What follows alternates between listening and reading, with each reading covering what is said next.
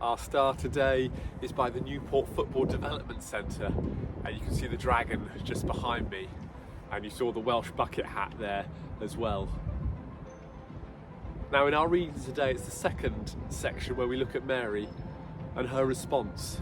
Yesterday she received the news in our reading yesterday that she would be having a baby, the shock that she had, and yet today we see how she responds to the situation, what she says, and how we can see her faithfulness and that God knew what he was doing. We can trust in God. We can trust in his plans and promises, just as Mary could. And so let's have our reading today from the next part in Luke's Gospel.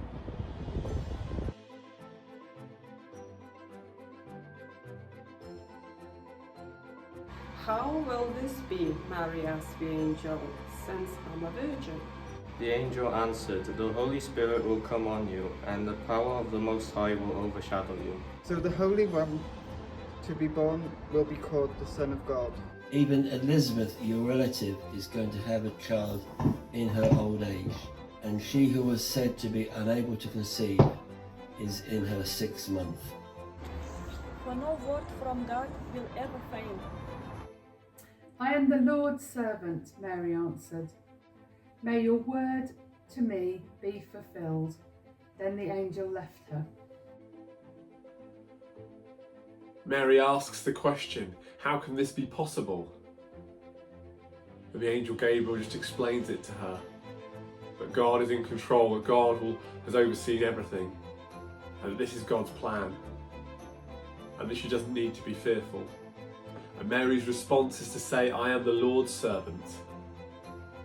Now we see that God chose Mary. He knew her faith, he knew he could trust her, and she simply shows obedience to follow what God is calling her to do.